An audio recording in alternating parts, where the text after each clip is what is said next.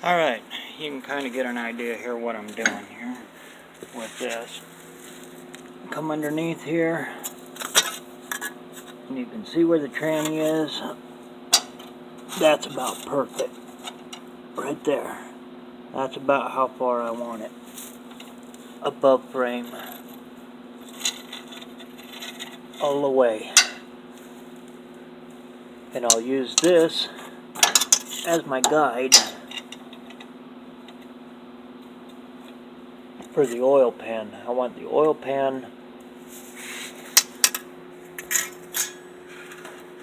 get the light there on that same plane to that cross member right there.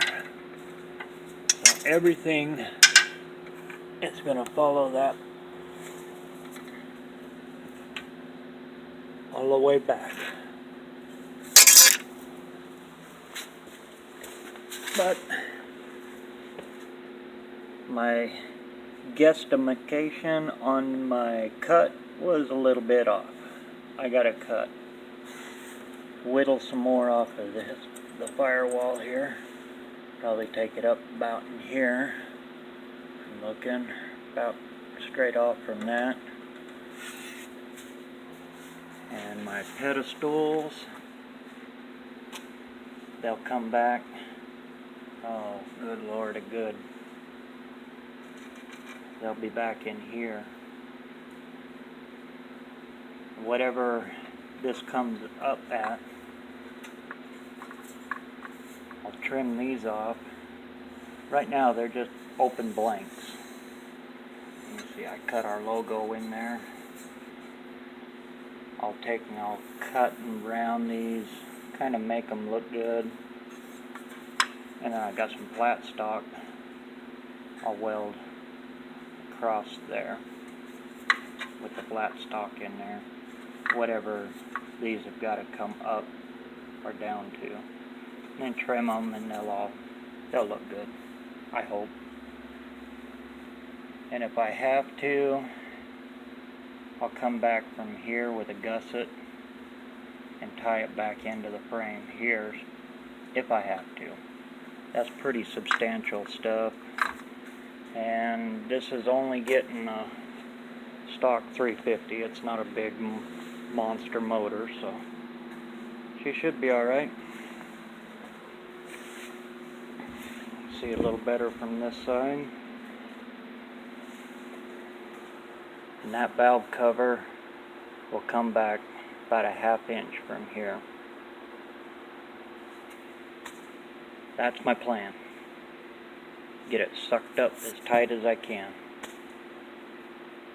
And if I have to, I can always do the old firewall way. Heat that with a torch and beat the crap out of it with a ball peen to make room for the HEI. I do want to keep it so I can get a damn screwdriver down in this way to undo that cap. Anybody that's done a Chevy knows what I'm talking about. Sometimes that back one back there is just makes you shake trying to get that undone. But that's what we're doing, and we're going with the regular big cap GM HEI that you can get at any auto parts store. Not doing any kind of custom one or small cap or any of that. Just regular stuff you can buy at O'Reilly's or AutoZone, whatever. So that over there, that's actually the motor that's going in it. This is just a blowed up 305. That's the good thing about a Chevy GM, everything's the same, so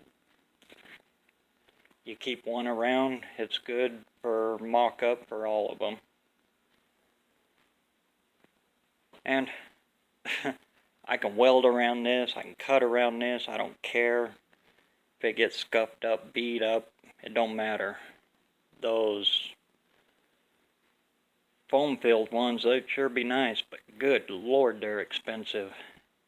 If I had one of them, I wouldn't want to be cutting or welding around it. So, one of the handiest tools we ever got was those. I learned that when I was doing resto work. Slap those on. I can set the motor where I need it, and if I need the car to come over a little bit, there it is.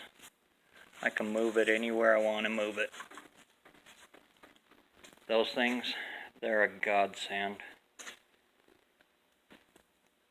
But, oh, and then the leveler, load leveler. That's where we're at now. So, I'll get back to work.